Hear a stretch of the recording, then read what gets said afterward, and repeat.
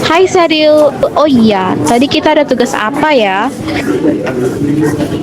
Nggak tahu tuh.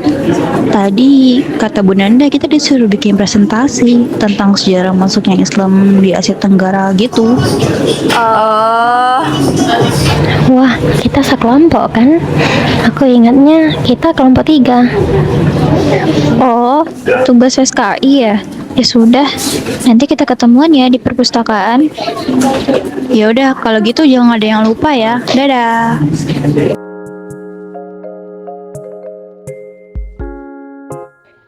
Guys, aku nemu pengertiannya nih. Jadi, Islam masuk ke Asia Tenggara lewat jalur perdagangan dan dakwah, bukan lewat peperangan atau penaklukan. Para pedagang dan ulama menyebarkan Islam sambil berdagang. Setelah Islam masuk, masyarakat tetap hidup berdampingan dengan kepercayaan lain seperti paganisme. Banyak orang masuk Islam karena kesadaran sendiri, bukan karena paksaan. Bahkan ada raja di Filipina, yaitu Datuk Lapu-Lapu, yang mengatakan bahwa Tuhan yang disembah adalah Tuhan semua manusia, walaupun warna kulit berbeda. Nah, Islam di Malaysia masuk secara damai lewat jalur perdagangan sekitar abad ke-7 sampai ke-13. Perdagangan Muslim dari Arab, Persia, dan India datang ke Selat Malaka untuk berdagang sambil berinteraksi dengan masyarakat dan menyebarkan ajaran Islam.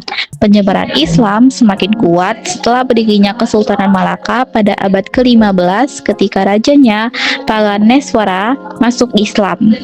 Setelah saat itu, Malaka menjadi pusat perdagangan dan juga pusat penyebaran Islam di Asia Tenggara. Proses penyebaran Islam terjadi secara bertahap melalui perdagangan, perkawinan, dakwah para ulama, serta dukungan dari para raja. Biasanya, setelah rajanya memeluk Islam, rakyatnya juga ikut, sehingga Islam berkembang pesat dan akhirnya menjadi agama mayoritas di Malaysia. Selanjutnya aku ya. Jadi, Indonesia itu adalah negara kepulauan terbesar di dunia, tepatnya di Asia Tenggara. Pulau tersebut meliputi Sumatera, Jawa, Kalimantan, dan juga Irian. Negara ini kaya banget akan sumber daya alam, sektor pertanian utama, serta penghasil karya dan logam besar di dunia. Oh iya, kamu tahu nggak? Sebagai negara berpenduduk keempat terbesar di dunia, sekitar 89% penduduknya beragama Islam, mayoritas Sunni Syafi'i loh. Sisanya beragama Nasrani, Hindu, dan juga Buddha.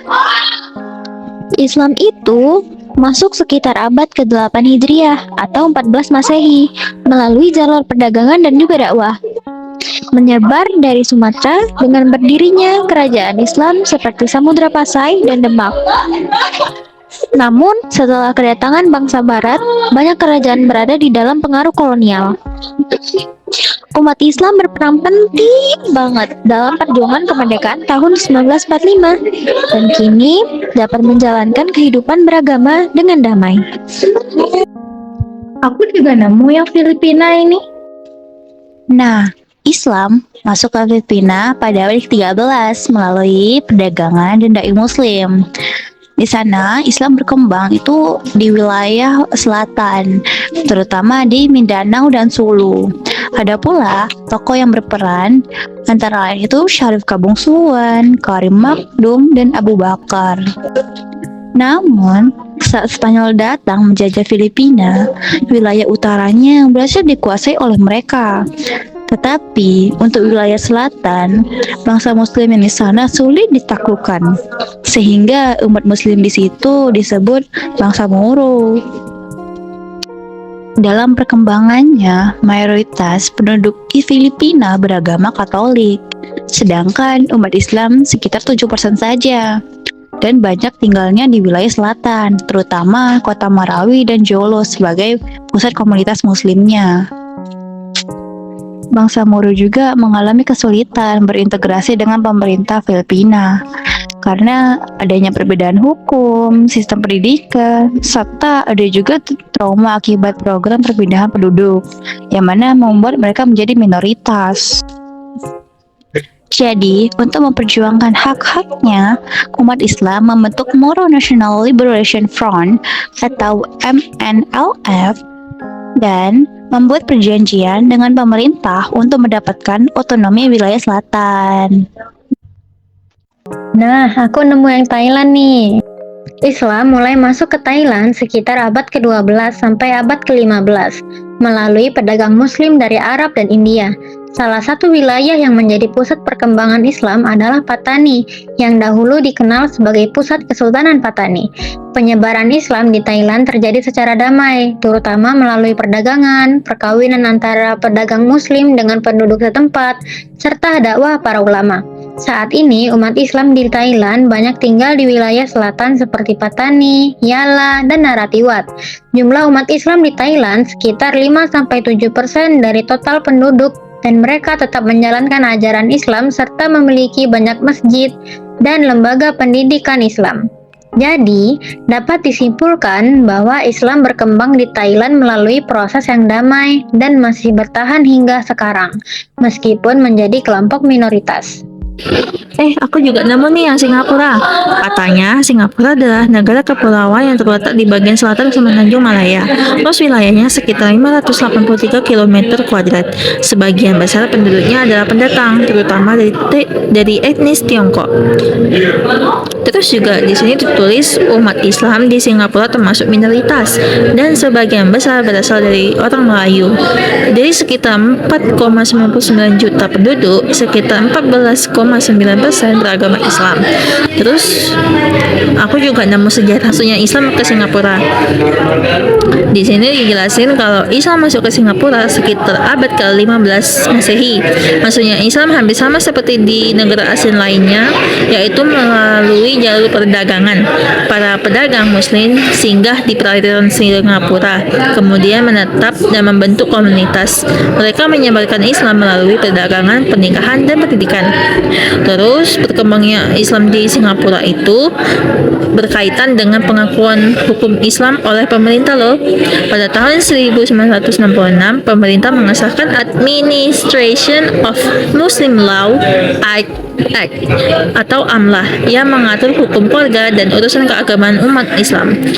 Gitu deh. Guys, aku juga nemu nih. Ini tentang perkembangan Islam di Myanmar. Jadi, Myanmar itu adalah negara di Asia Tenggara yang mayoritas penduduknya beragama Buddha. Tapi ternyata di sana juga ada komunitas Muslim sejak lama. Di sini dijelaskan kalau Islam mulai masuk ke Myanmar sekitar abad ke-9 sampai abad ke-15. Katanya dibawa oleh para pedagang Muslim dari Arab, Persia, dan India yang datang untuk berdagang. Waktu mereka berdagang di wilayah pesisir Myanmar, mereka juga memperkenalkan ajaran Islam kepada masyarakat setempat. Bahkan, ada yang akhirnya menetap dan menikah dengan penduduk lokal. Islam berkembang terutama di wilayah Arakan yang sekarang disebut Rakhine. Pada masa kerajaan, beberapa Muslim bahkan bekerja sebagai pedagang, tentara, dan juga bagian dari pemerintahan kerajaan. Tapi, di sini juga ditulis kalau kehidupan umat Islam di Myanmar tidak selalu mudah.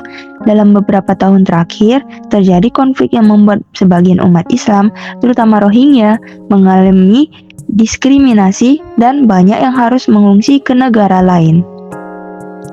Ini juga ada tentang perkembangan Islam di Brunei.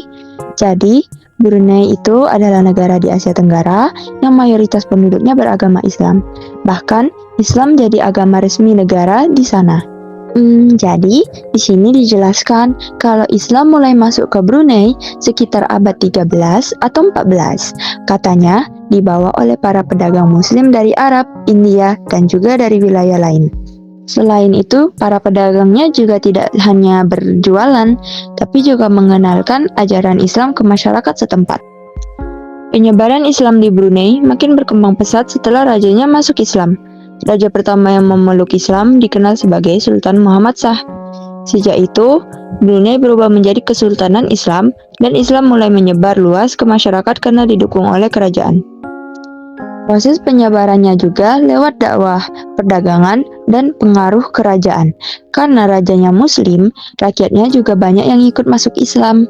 Makanya, sekarang sebagian besar penduduk Brunei beragama Islam dan kehidupan sehari-harinya juga banyak dipengaruhi oleh ajaran Islam, termasuk hukum dan budaya.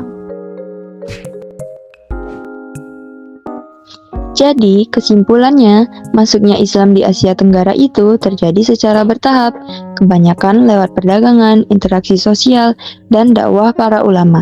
Dari situ, Islam mulai dikenal, terus berkembang pesat di negara seperti Indonesia, Brunei, dan Malaysia. Sampai sekarang, pengaruhnya masih sangat terasa di budaya dan kehidupan masyarakat. Wah, ternyata panjang juga ya sejarahnya dari masing-masing negara. Iya nih. Ya udah, ayo kita bikin PPT-nya sekarang. Aku aja yang mulai bikin PPT-nya. Oh, nanti aku bantu susun ya. Ya udah, aku bantu doa aja ya. Beres deh. Pas presentasi, jangan lupa ya. Kita tinggal inget-ingetin tugas kita apa aja. Dadah.